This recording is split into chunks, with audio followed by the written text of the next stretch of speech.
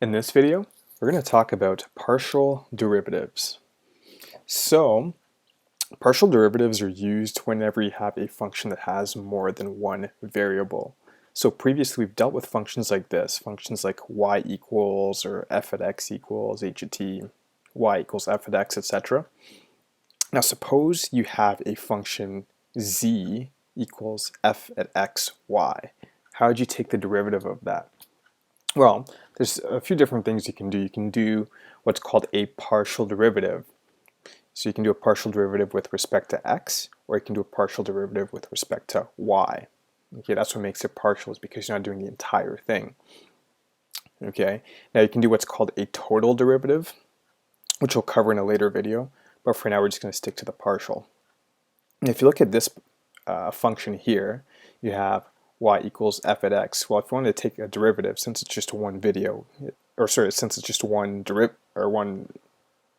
variable, excuse me, the derivative would just be the derivative of that function. Whereas here, you have more than one variable to deal with.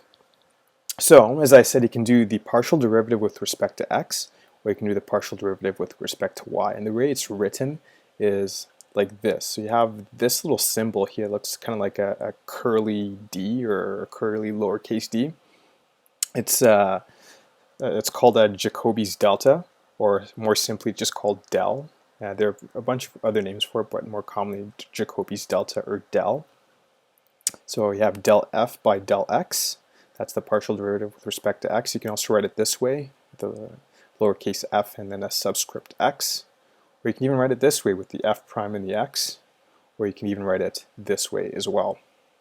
And it's the same thing as well whenever you want to write the partial derivative of f, this function here, f, with respect to y here. So del f by del y, or these ways also work as well. So let's do an example just to give you an idea of how a partial derivative works. So let's say you're given a function f at x, y is equal to x cubed plus 4x squared y minus 3y squared. And you are asked to calculate, let's use a different color. You're asked to calculate the derivative, the partial derivative of the function f with respect to x. Okay, so you're supposed to get del f by del x. How would you do that? Well, the process is actually pretty much the same as before. The only difference is if you're differentiating with respect to x, what you do is you treat y as if it's a constant. So, in this example, I would be doing my simple power rule. So I'd go 3x squared. That doesn't change. But over here is where it gets interesting. So what I would do is I would do my power rule for the x. So the 2 times the 4, that would become 8x, and then I reduce the exponent on the x. But since I'm not differentiating with respect to y, I just treat it as a constant. So it'll be times y. Now on this end here, since there's no x term here, remember that this is just a constant. So remember what happens when we differentiate a constant, it goes to 0. So that's what's going to happen here. So minus 0.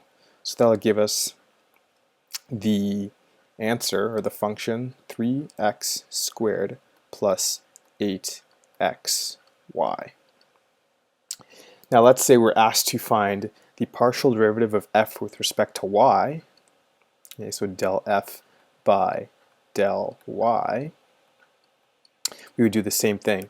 So you look over here, there's no y term in front of this x or beside this x, so since there's no y term, this just cancels to 0 because the x cubed is a constant since we're differentiating with respect to y. So we go 0 plus, and then y, so it'll be, we're going to be multiplying the exponent of this y, which would be a 1 times 4. The y gets reduced to just a 1, and then x squared. We treat that x as a constant. minus 2 times 3, just 6y. And so that'll give us the final answer, 4x squared minus 6y. And that's how you do a partial derivative for both instances. So let's scroll down a little bit and do one more example.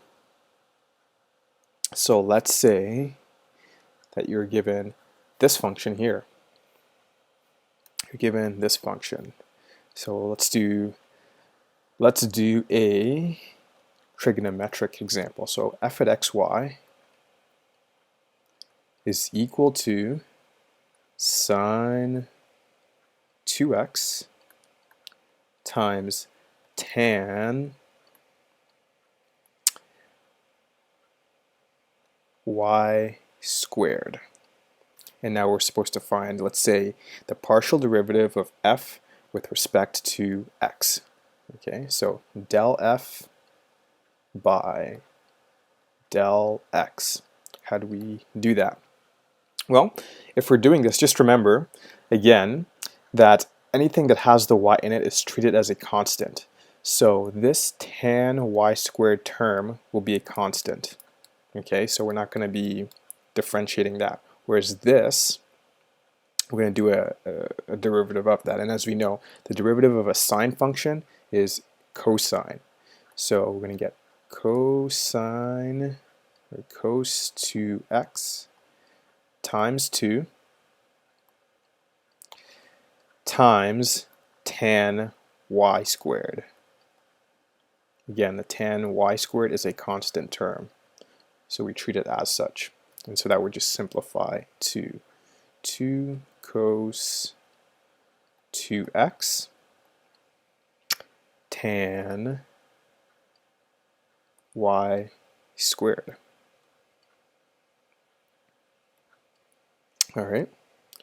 Now let's say we wanted to find the partial derivative of f with respect to y. Okay, so we're asked to find del f by del y. How do we do that? Okay, so again, we're doing the same process. The only difference is we treat the sine 2x as a constant because the sine 2x is the term that has the x in it, and we're differentiating with respect to y. So we go sine 2x, we leave that doesn't change. Sine 2x, and then the derivative of a tan function, as we know, is a secant squared. So the derivative of tan secant squared y squared, and using our chain rule, we also multiply it by the derivative of the what's inside the bracket here, times 2y. And there you have it. So that is how you compute the partial derivative. This is just an introduction to partial derivatives. And in the next video, we're going to talk about how to calculate the partial derivatives of higher order, or get higher order partial derivatives, I should say.